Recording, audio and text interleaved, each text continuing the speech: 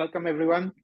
Good morning, good afternoon, good evening. I think we've got participants from all over the world, it seems. So thank you for joining us. Over the next 60 minutes, we'll be taking you through some of our research, some of our perspectives on how we can actually do something with the really complicated US healthcare industry. Thank you for joining us today. By default, you will be muted besides Rohan and me. But we want to make this interactive. So please use the Q&A button on your screens and add any questions at any time. I'll be your moderator, and I'll make sure I ask Rohan all the tough questions that you keep sending me. The webinar is obviously recorded, and we'll post the slides and the webinar recording with all the registrants as well. So let's make this interactive. Let's use this time to ask a lot of questions. So before we get started, a quick introduction on HFS, just in case you don't know us. HFS is analyst advisory firm, one of the most influential analyst advisory firms at the intersection of services and software. Some of you might not know us, but we were the ones who coined the term RPA in what now 12, 13 years back. It's another matter that we called RPA dead in after 7 years. But that's another conversation. We've been coining a lot of industry first terms like RPA, digital one office, which is my personal favorite, generative business services. But very recently, last year, or actually now in 2024, we coined this term called services and software, and which is essentially about blurring of lines between services and software as agentic AI and generative AI starts to come into picture.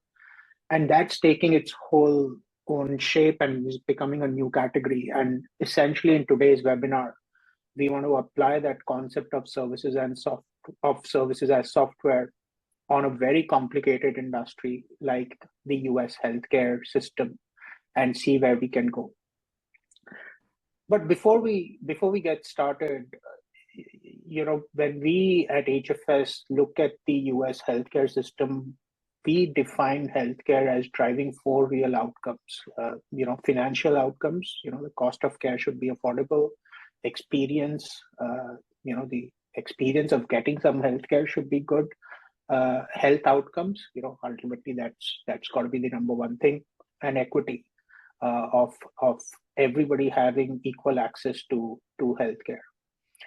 And unfortunately, in US, all these 4 things are going in the wrong direction.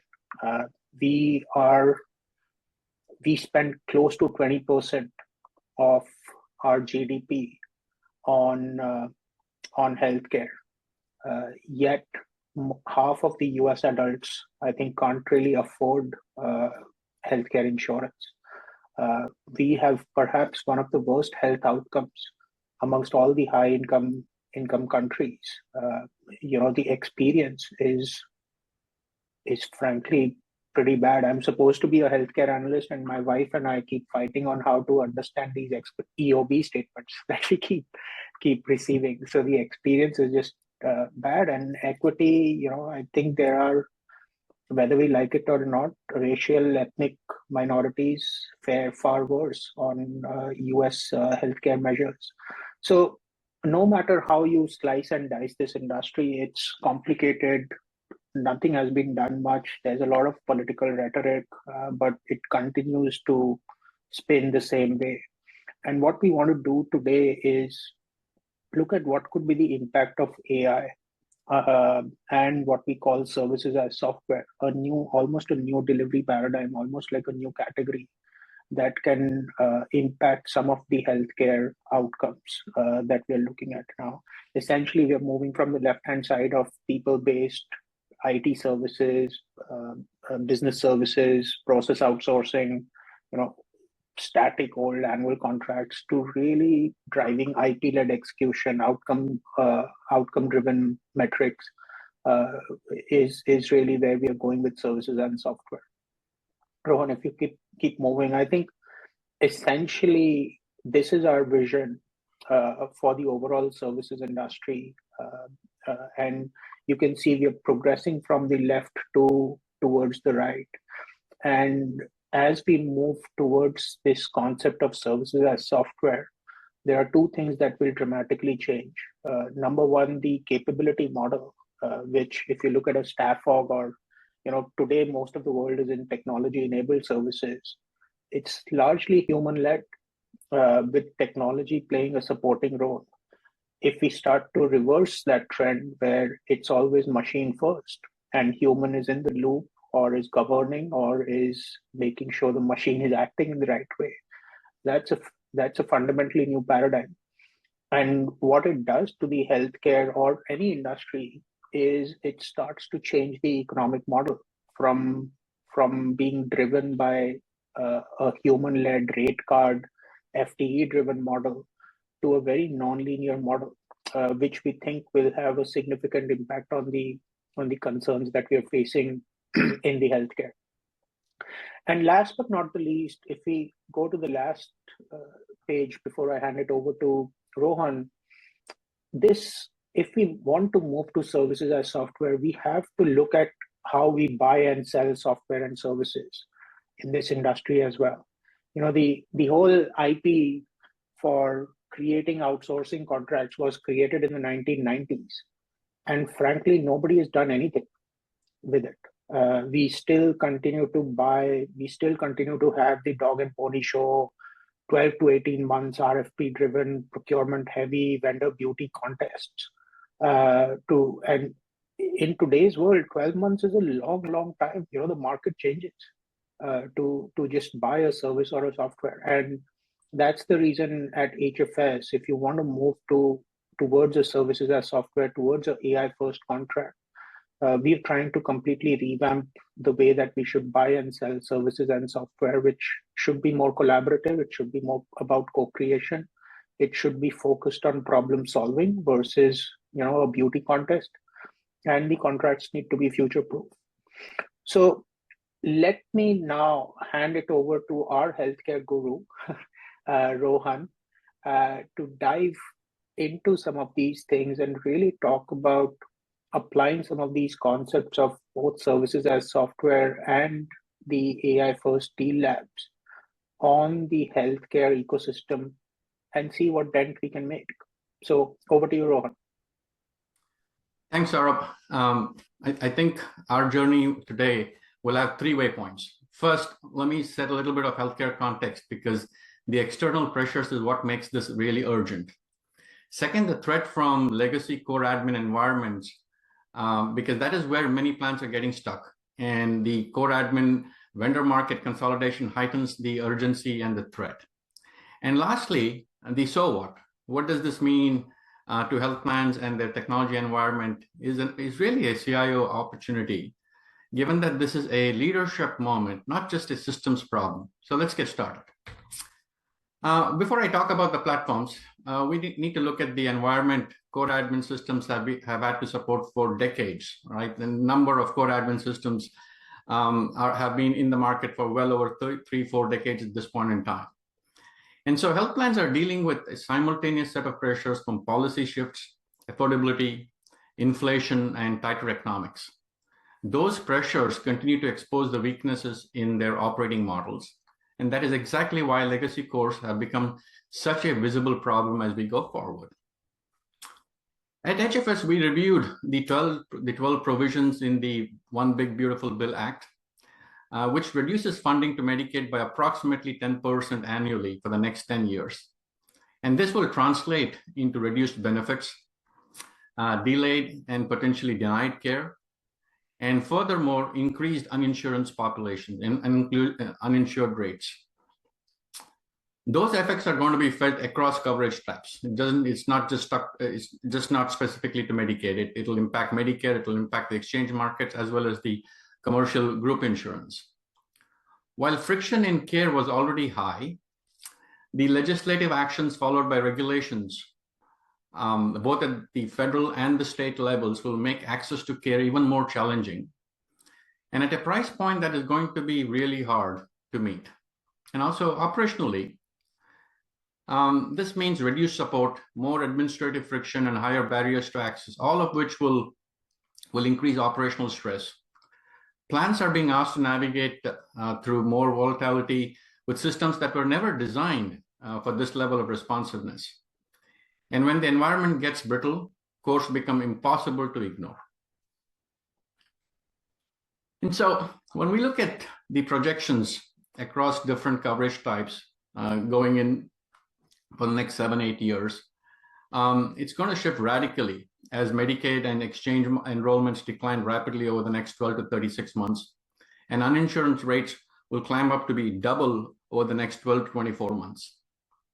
As affordability pressure rises, more people are at risk of falling out of coverage or moving in and out of eligibility. So operationally, this creates instability in membership, risk pools, and service demand. It also increases pressure on the processes that sit at the core of the payer operating model, such as enrollment, eligibility, claims, and member services, just to call out a few. And legacy platforms are just challenged by the increasing complexity of the businesses over the last number of years, and they will struggle the most when variability increases. And this is ironically precisely the environment we're beginning to enter here in 2026. And so when we begin to think about it from a financial standpoint for health plans, margins are already under pressure, which means capital will be tighter than normal, and tolerance for failed transformation will be even lower. This creates a very difficult cycle. Plans know they need to modernize, but weak economics make large bets really difficult to fund. The result is delay, patching, and incrementalism, even as everyone recognizes that this approach will increase tech debt, further increasing risk to operations and the business. So the real challenge is finding a path that improves both the economics while reducing platform risk. Well, I think we all recognize that that's easier said than done. When reimbursements do not keep up with inflation, efficiency stops being optional. It gets worse when inflation is higher than normal, which has been the case for the last several years. In fact, as of this morning, it is projected that the 2026 inflation rate is likely going to be about 4.2% or higher. And so the 5.06% Medicare Advantage reimbursement rate is not particularly attractive. And we've seen this for a number of years, and it's probably going to get worse in 2027, given the impending energy crisis, which will clearly drive higher inflation. So over the last 15 years, our research has indicated that the Medicare Advantage reimbursement rates, and we're using Medicare Advantage just as a sample because this is fairly true across service lines. Inflation has been really out of whack, making MA a very, very unattractive market and forcing many plans, even national plans, to quit the market. So plans simply cannot absorb cost pressures indefinitely through manual operations and tech sprawl. They have to become structurally more efficient in how they administer, adjudicate, and respond to change. That pushes attention directly to the core, especially if the core is inefficient on a legacy tech stack and needs surround systems to just keep it propped up. So the implications are clear, right? We are seeing that MLR pressure is telling us that the systems no longer are forgiving operational drag. MLRs for most plans for the last number of years have been over the optimal range of 80 to 85%. Across national and regional plans, MLRs are simply out of control, and there are just no signs that indicate that plans will be able to do anything but simply increase premiums to offset the medical spend. And many of us are feeling the punch, I will say, instead of the pinch of those premium increases. When the economics tightens, inefficiencies at the administrative and the clinical coordination layer show up very quickly. That is why this discussion about core system is just not academic. It is increasingly tied to planned financial performance as it sucks up margins.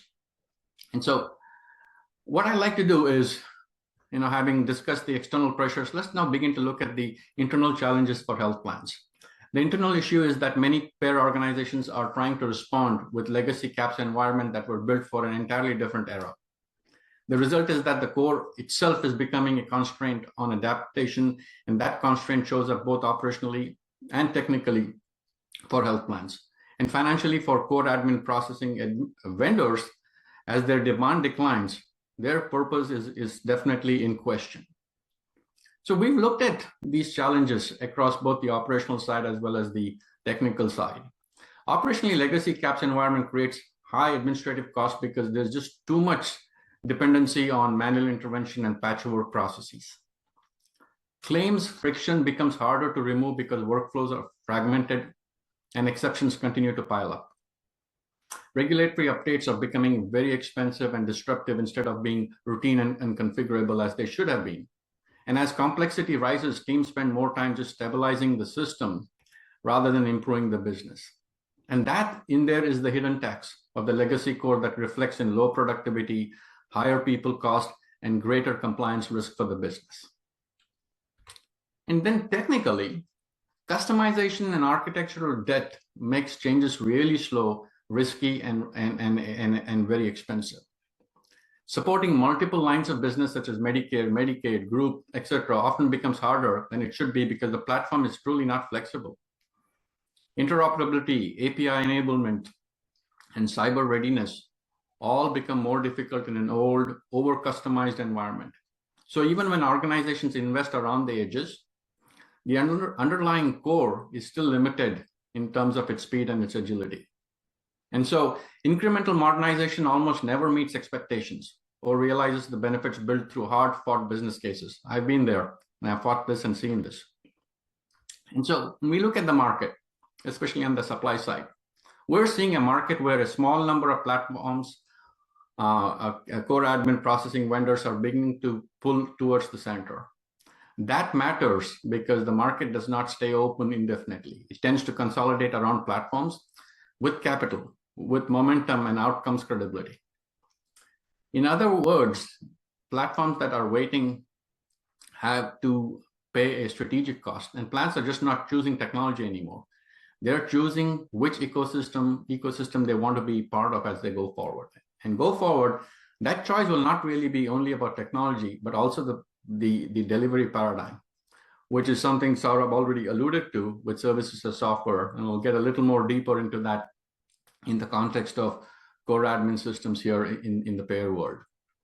And so CAPS vendors are really at an inflection point. They can continue to do what they've been doing and therefore accelerate their path to oblivion, or fundamentally transform not just the tech, but how they will deliver services and value go forward. So this is really a question of survivability. It is the key lens here for both platform vendors and health plan CIOs. A platform needs more than an installed base. It needs investment capacity, a credible services as software trajectory, and a real differentiation. The field is narrowing, and some platforms will simply not be able to keep pace with what the market now requires and will have to exit the market. We've already seen some of this play out last year, and we're beginning to see signs of more of that happening here in Q2, Q3. That means CIOs have to evaluate not just the current functionality, but future viability of these core admins being able to support their businesses. And so if CIOs have not already been thinking about it, they're probably late. There is no more a function of tech modernization or platform migration. This is purely about how do you ensure that the plan can continue to serve its members. It is fairly existential from that standpoint. So now that we've sort of painted a rather depressing picture, let's start Hey, Rohan, towards Hey, Rohan, I wanted to ask you a question. There's a question, if you go back to your previous page, there's a question which is about the your Epic Tapestry placement is interesting. Are you suggesting that they have full functionality equivalency with say TriZetto Facets or Health Edge, because they're a fully vertically integrated system, but still counts for small number of units and memberships. Just want to understand your logic a little better on absolutely. Why would you place Tapestry where you have? I think that's a fair question. It's a good question. Look, I think the future, which is where our head is now pointed towards, is less about feature functionality and even less about the legacy value chain. Saurabh, you and I did some research a while ago where health plan execs, CXOs, I think the sample size was well over 100 at that point, indicated 60 to 70% of them indicated the value chain itself is broken. So I think it is not genuine for us to keep looking at a value chain that has been broken and technology that has enabled that broken value chain anymore. So when I look at Epic and when we look at Epic in general, we're looking at the ability for Epic to embrace services as software, align with the outcomes that health plans need to deliver to their members and their providers go forward, and the investment that Epic can make in order to make that a reality. That is the thinking. This is less about trying to compare feature functionality of what we've consistently now been saying for a year and a half, that core admin systems are really legacy, and continuing to sort of compare apples to oranges being the future, apples being the past, is simply not tenable anymore. So that's the thinking. All right, cool. So as I was beginning to say, that this is where we begin to shift the story and make it a little more positive about the possibilities of services as software, and helping plan CIOs about essentially how do they get their beauty sleep back, because they don't have to be worrying about their legacy core admin systems anymore. Because while core admin legacies will continue to remain a threat, this is also an opportunity for CIOs to reshape the operating model fundamentally. The opportunity is just not to replace old systems with new systems, but to move forward to an orchestrated outcome-led model.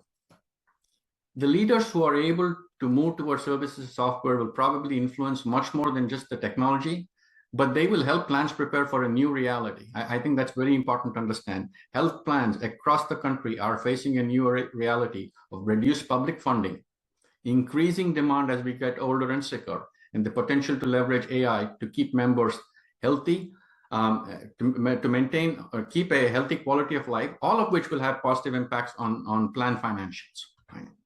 So the important idea here with services software that we are trying to reflect through this business architecture is about orchestration. Health plans need an operating model that connects demand, decisioning, execution, and measurement in a much more integrated manner.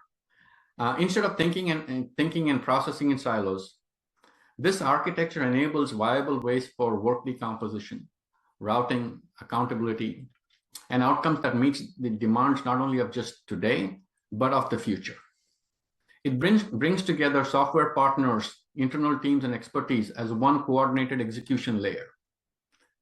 This is what really makes speed and control possible at the same time. This is how we believe software as a service can come to life and maximize the potential of AI beyond productivity. We make it the lifeline that health plan businesses will really need to embrace in order to survive. So let's get a little more tactical about this. So how do we make this happen? What do CIOs really need to do in order to translate services as software as a delivery paradigm into reality? Rohan, yes. Rohan, before you move on to the how, another question. Yeah. How is services as software different than, say, BPaaS or platforms that we've been seeing in this industry for so long? Yeah, that's a good one, Saurabh. I think we should look at this foundationally, right? If you think about BPaaS, for instance, it was really about delivering processes in an outsourced model. If we think about other models, they were generally driven through a tech stack outsourcing or a tech stack capability. I think services as software is fundamentally different from these legacy paradigms because it is anchored around orchestrating outcomes. It is a little divorced from how you do it, what technologies you use, but a much closer association to addressing business outcomes in a much more smarter manner. And it just so happens that we're in the age of AI that just powers services as software into reality and beyond in ocean. That's kind of how I think about it. You spend a lot of time in this space. What are your thoughts? No, I agree. I think I agree with your. I think the outcome orientation is very, very important, because if you look at it, all these services today are bought on a effort basis. So we basically are paying for services on presence, not performance, and all the software is just feature and license based. So it's all subscriptions, and every software has 100 features and every client uses 10 of them, and why do we have to pay for the other 90 or whatever that number is? And I think what services as software is it's really blurring the lines between services and software. I think it's services which are productized as software, but it's software that is customizable and adaptive like services.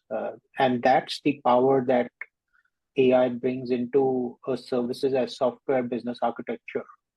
Because a BPaaS is, yes, it's sort of product and services in one go, but it is not adaptable, it is not customizable. It is still sold on a per RU, per transaction, per FTE kind of basis. Versus a services as software, it's customizable, it's adaptive, it's outcome driven, it's AI led, and it's I think it's a fundamentally different way of looking at services and software than traditional ways that we have looked at it. So outcome is one aspect of it, Rohan, but I do feel there are so many. To me, it's sort of blurring of lines between services and software. Why do we have to keep buying? There's a software line and there's a services line. I think those lines are getting blurred as we speak, and that's what services as software represents.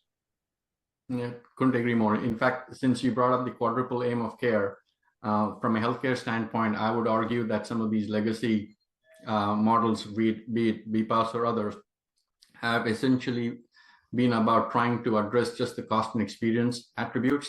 But with services as software, I genuinely believe that we can address the entire 4 attributes of the quadruple aim of care. I think that's kind of how I would think about it. All right, so let's get into the tactical, right? What do CIOs really need to do in order to address the threat of the core admin market consolidation, as well as the variety of other risks that are emanating from the tech debt of the core admins, right? So we have essentially created a 5-step approach to help CIOs move out of legacy core admin systems and enable services as software to support their health plan operations.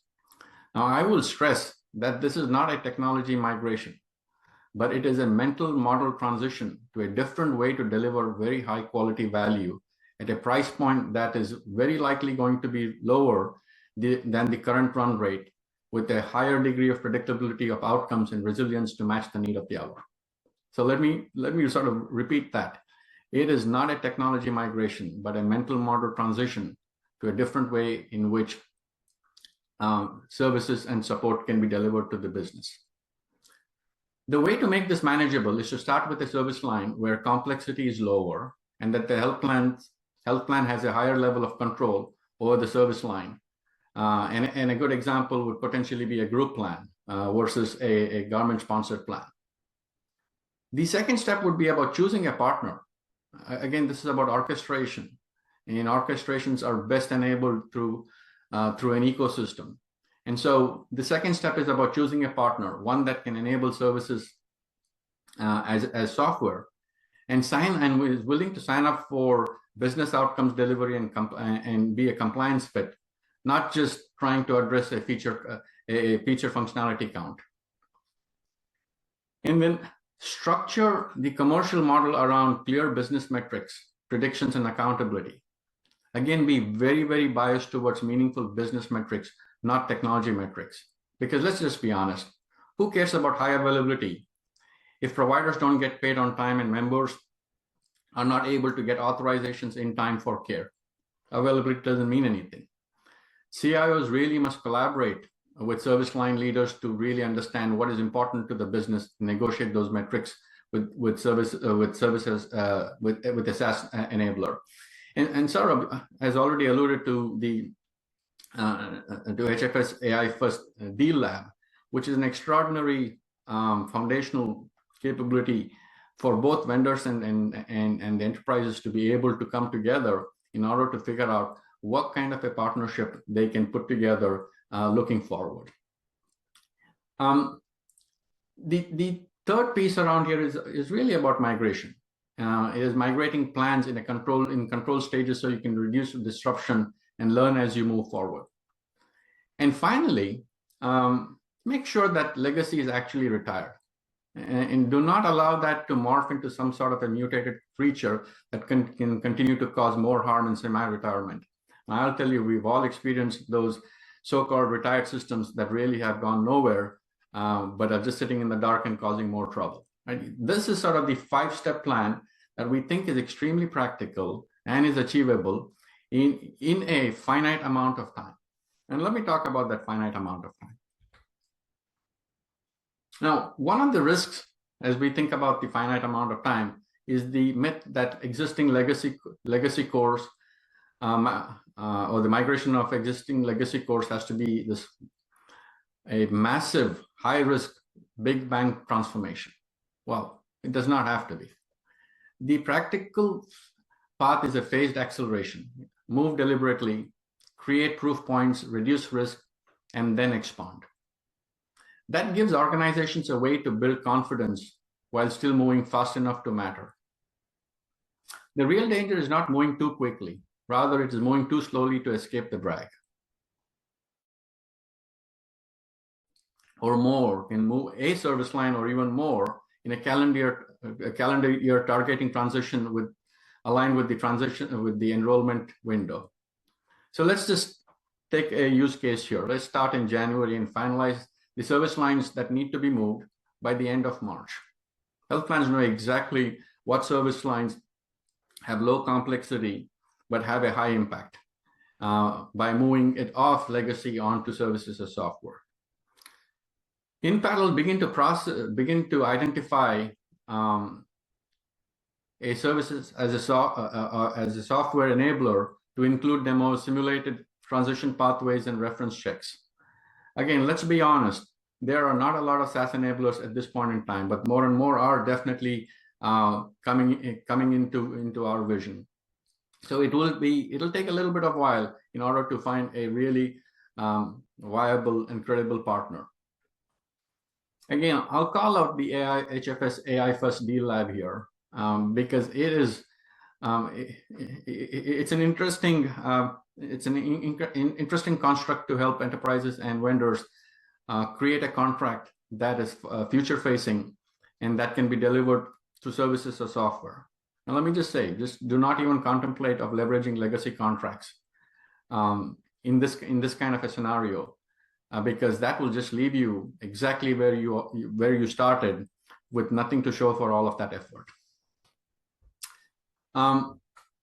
Begin pilots in July and make the tweaks needed to be ready for open enrollment. Ensure select service lines are live with services or software on January 1st, and essentially stop using the legacy systems for the selected service line. So it is practically possible, and I would argue traditional CIOs might find this very hard to believe. I would almost count myself in my past life as being one of them. When I would look at a roadmap or a project plan that looks like this, almost impossible to execute. But I do believe that services as software makes it entirely possible, not to mention that the urgency of a consolidating core admin processing system market in just a new level of risk and urgency amongst the priorities for health plan CIOs.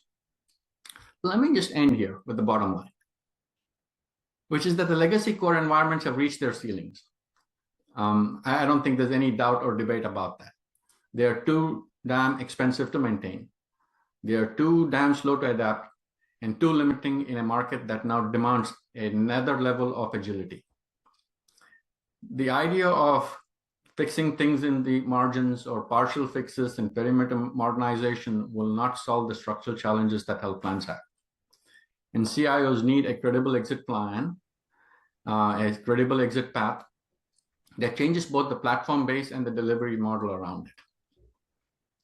That is really choosing whether you want to lead the transition or be delayed or be trapped in the delay of not moving fast enough. So with that, we are ready to take some questions. Yeah, fantastic, Rohan. I always learn so much when you speak, man. So thanks a lot. But there's tons of questions, and I encourage everyone to use the Q&A tab to ask more. Type in your questions. We'll have about 20 minutes to ask Rohan a lot of tough questions. So let's make use of that time. Rohan, this is an interesting question. If margins are already under pressure, how do you justify the investment required to exit a legacy core without making your economics even worse? Yeah, look, I think the answer is really about sequencing and recognizing the fact that there is no capital investment in here. I'll repeat that, no capital investment. If a payer tries to justify this as another large transformation that is funded upfront, the economics certainly look difficult. But that's exactly why we argue for a 12-month playbook and service line migration, not a massive big bang replacements that many health plans have attempted in the past, only to add to the number of core admin systems that they have within their portfolio, not actually exit from any. So the idea here is to start where complexity is lower, that where outcomes are measurable and the migration can release value early. This is about optimizing operational spend rather than big capital investments. And then the second point that I'll call out is doing nothing is not cost-free. Legacy cores are already imposing a hidden tax through admin costs, through claims friction, through slow change and expensive maintenance, and the potential of penalties and risk for not being able to deliver services. So the comparison should not be about investing versus spending nothing. It should be about investing in a controlled exit versus continuing to pay compounding charges for the legacy drag. So the business case is really not about replacing trapped cost and trapped complexity, but about trying to create value go forward and frankly about survivability. Yeah. This is another question. Who should own the plan you outlined on slides 22, 23? So somebody was at least looking at your slides, Rohan. That's good. So who should own that plan? How can a partnership with IT and business be formed? Any suggestions? Yeah, this is perhaps the least clean answer that we can give. Health plan operations, health plan technologies are very complex organizations. There is a lot of dysfunctionality in there. That's the honest truth. I think CIOs need to be honest with their operational leaders about the operational risk to the business. And that operational risk is through the lack of resilience, the lack of agility with these legacy core admin systems. I think there's not been enough appreciation or recognition that there is a market consolidation of core admin systems in play. There is no two opinions about that. We've looked at about 18 core admin systems. I would challenge the market in that I don't expect to see more than 30 to 40% of them survive a 24 to 36 month cycle. In this kind of an environment, the risk is extremely high. And so CIOs really need to make this case to their operational leaders. And so the plan needs to be owned by the service line owner as well as the CIO. It has to be a collaborative event. The CIO can't carry the water all the way through. It has to be a collaboration. But I see the collaboration to be a little more different this time around, because the drivers for the risk, the operational risk, is extremely high, to a point that I don't believe that we've seen anything this high in recent memory. Yeah, if I may add, Rohan, I think that's essentially what our AI first deal labs are trying to do as well. Because if you look at the old ways of buying services or software, which extends into caps, and whether it's big or small, it was RFP driven. It was like where the client will have to outline 500-page RFP with exactly what they need, and all you would do is look at feature and functionality and pricing at the end of the day. And it was such a rigid process. And then you would complain about, oh, my provider isn't bringing in any innovation, but you've got no scope for innovation in the RFP. What are you going to do?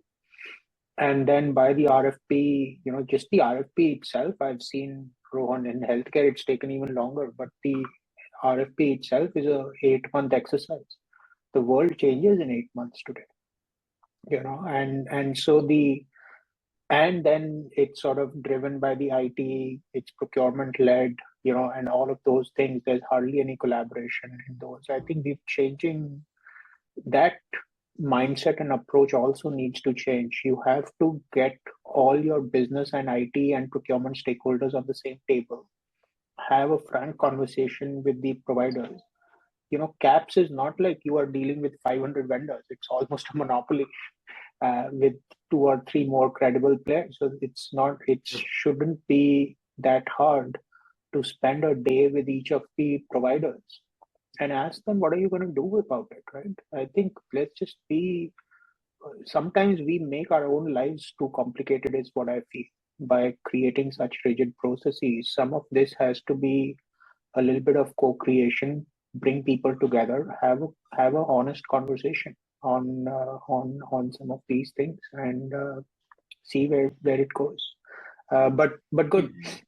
Sorry. One other thing I'll quickly add, sorry. As I spend more time with you and our other colleagues at HFS on AI first deals, I think one of the fundamental problems that I think it's beginning to address and even solve for is this misalignment of incentives. I think one of the challenges that we've seen, especially with health plans and the technologies, is the CIO incentives are so different from the business incentives.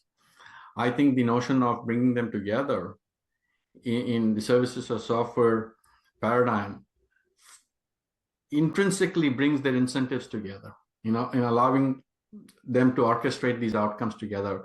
And I don't think that point can be any more overstated than the possibilities that it renders health plans, both on the operations and the technology side. Okay, so Rohan, we've got a lot more questions for you. So there's another question.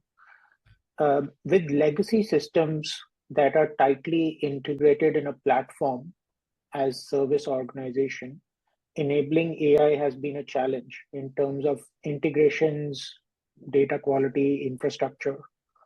What is your strategy on it, and how this should be approached if you were to put it in a similar 5-step model you spoke about in slide 22? So essentially, Rohan, how do you enable AI, because AI is not some magic. What about data quality, integrations, infrastructure, and all of those issues? Yeah, I think that's very fair. I don't think there is a simple answer to that. If it was simple, it would have been done, as we keep saying, right? I think one of the key attributes of the 5 steps that I just articulated is trying to simplify the problem. One of the biggest problems that health plans have is trying to maintain a huge corpus of data.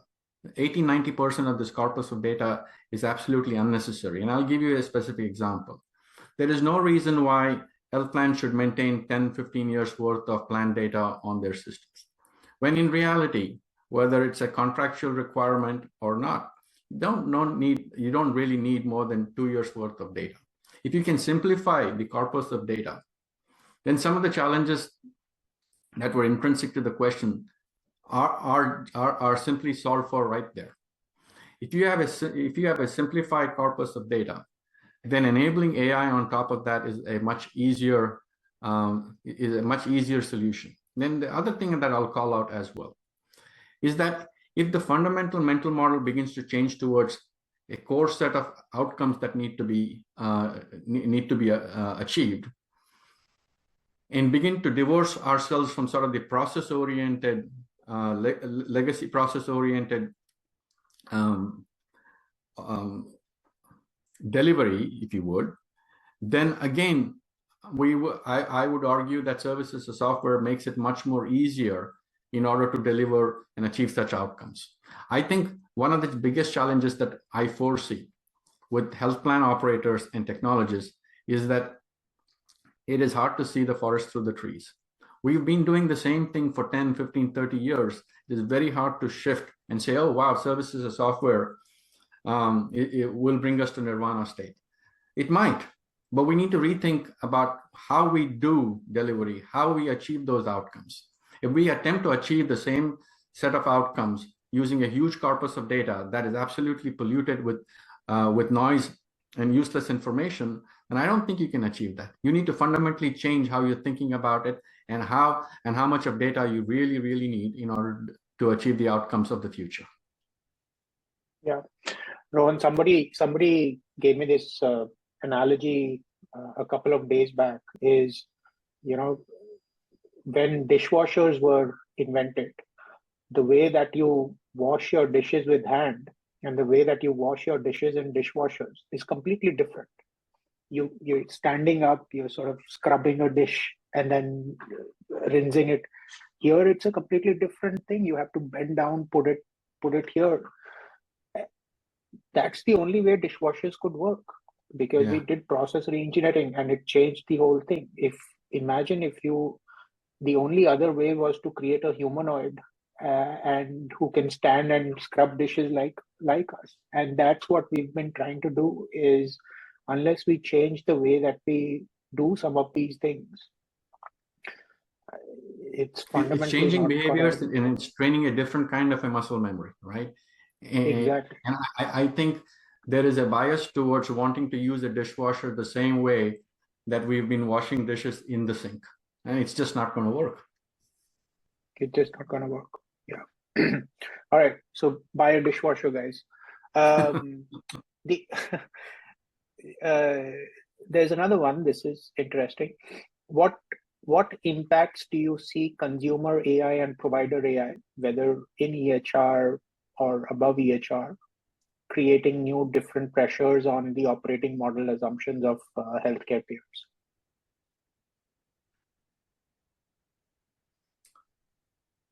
Yeah, I think there is a bias towards wanting to simplify by practitioners and operators on both sides of the payer-provider spectrum.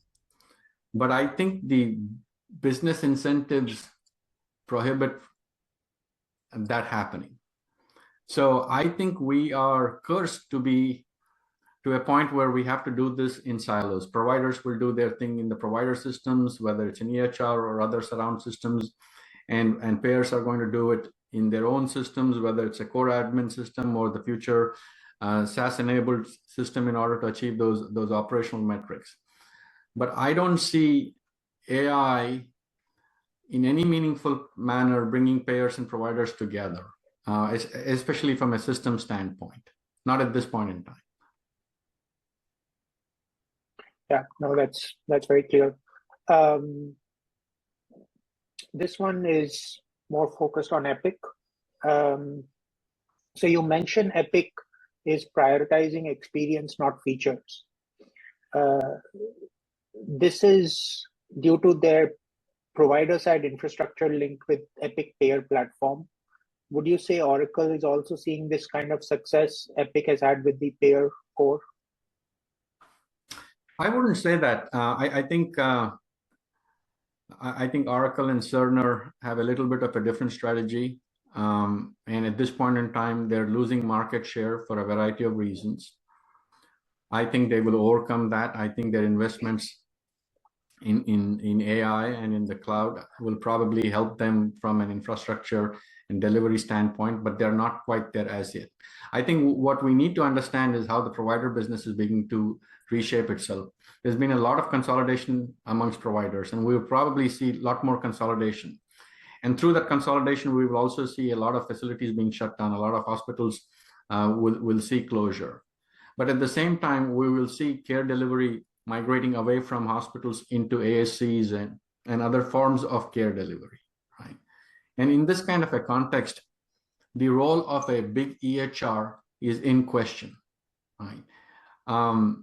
EHR adoption is at a 95% amongst health systems, but ASCs and other non-health system care delivery facilities don't have that high level of a EHR adoption at this point in time. They're using other sorts of systems that help them with their clinical management. So again, from a provider system standpoint, whether we're talking about Epic or Cerner, I think there's a little bit of a reframing and